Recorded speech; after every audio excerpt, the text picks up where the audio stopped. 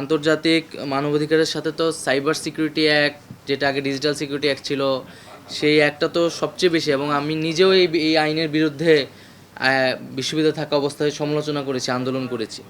তো এই আইনসহ যেই আইনগুলো রয়েছে, যেগুলো নিয়ে প্রশ্ন রয়েছে, সেই সকল আইনগুলোই আমরা পুনর্মূল্যায়ন করছি। কিন্তু পুনর্মূল্যায়নের ক্ষেত্রে আমি যেটা বলছি, আমাদের মানদণ্ডটি হচ্ছে এটি, যে আন্তর্জাতিক মানবাধিকার আইনের সাথে বা মানদণ্ডের সাথে সাংঘর্ষিক আইনগুলোকে আমরা রাখবো না। এই মানদণ্ডের ভিত্তিতে আমরা আসলে এটা বিবেচনা করব। আরেকটি বিষয় আর কি বলতে চাচ্ছি, যেটা হচ্ছে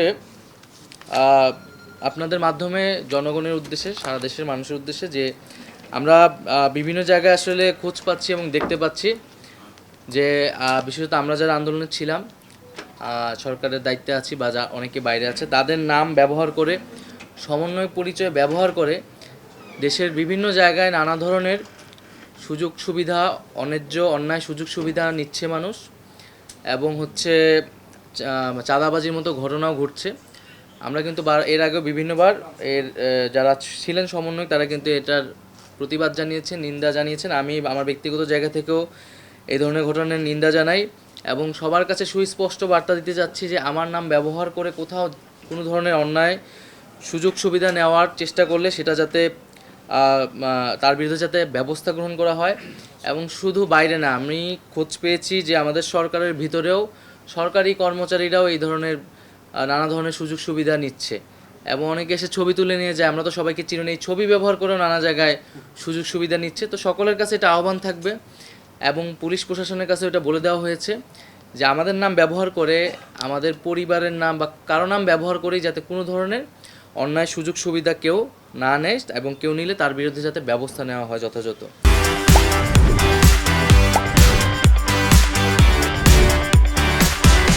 এখানে কিন্তু আসলে জনগণের জায়গা থেকে বা উদ্দেশ্য প্রণোদিতভাবেও বিভিন্ন জায়গায় আসলে মামলা করা হচ্ছে।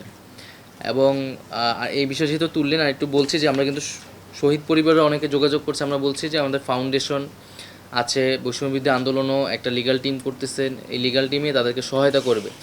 অনেক জায়গায় তাদেরকে রাজনৈতিক দলের লোকেরা নানা ধরনের চাপ দিচ্ছে মামলা করার জন্য, এবং তাদের ব্যক্তিগত শত্রুদের নাম এই মামলায় ঢুকিয়ে দেওয়া হচ্ছে। বিভিন্ন জায়গায় এই ঘটনাগুলো ঘটতেছে, এবং সাংবাদিকদের ক্ষেত্রেও এরকম হতে পারে, বিভিন্ন জায়গায় মামলা করা হচ্ছে। আমরা বলেছি এই এই যে আমাদের হত্যাকাণ্ডটি হয়েছে, জুলাই হত্যাকাণ্ড, সেটির বিচার জন্য কিন্তু একটা বিশেষ ট্রাইব্যুনাল করা হয়েছে, ট্রাইব্যুনালের মাধ্যমে এর বিচার কার্যটি সম্পাদিত হবে। এবং সাংবাদিক বা যে কেউ এই গণহত্যার সাথে যারা জড়িত, গণহত্যাকে নানাভাবে বৈধতা দিয়েছে, উস্কানি দিয়েছে, তাদেরকে এই বিচারের আওতায় আনা হবে। সেটা সাংবাদিকই হোক, আইনজীবী হোক, রাজনৈতিক দলের কর্মী হোক, পুলিশ হোক, প্রশাসন হোক, যে কেউ। তো এই হত্যাকাণ্ডের বিচার সেই ট্রাইব্যুনালের মাধ্যমে আমরা সরকারের জায়গা থেকে করব। আর এরবারে ফৌজদারি আইনে তো বিভিন্ন মামলা দেওয়া হচ্ছে, সেটা তো কোর্টে যাবে, এবং আমরা সরকারের জায়গা থেকে তো এই ধরনের মামলার নির্দেশনা দেওয়া হয়নি। এবং আমরা বলেছি যে যদি কোনো নিরপরাধ ব্যক্তি যাতে সাজাপ্রাপ্ত না হয়, ভুক্তভোগী না হয়, এবং সুস্পষ্ট প্রমাণ না থাকলে যাকে তাকে হত্যা মামলাও যাতে না দেওয়া হয়, এবং সুস্পষ্ট প্রমাণ এবং অভিযোগের ভিত্তিতেই তাকে যাতে অভিযুক্ত করে মামলা নেওয়া হয়, এই বিষয়ে নির্দেশনা দেওয়া হয়েছে। এর মধ্যে কিছু ঘটনা ঘটেছে, সেটা আমরা বলেছি এটা সমর্থনযোগ্য নয়, এবং আমরা চেষ্টা করছি সামনের দিকে যাতে এই ধরনের ঘটনাগুলো আর না হয়। সবাইকে ধন্যবাদ। আমার শেষ প্রশ্নটার উত্তর দেন।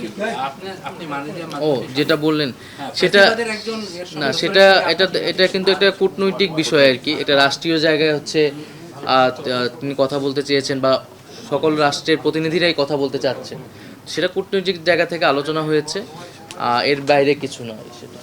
Thank you so much.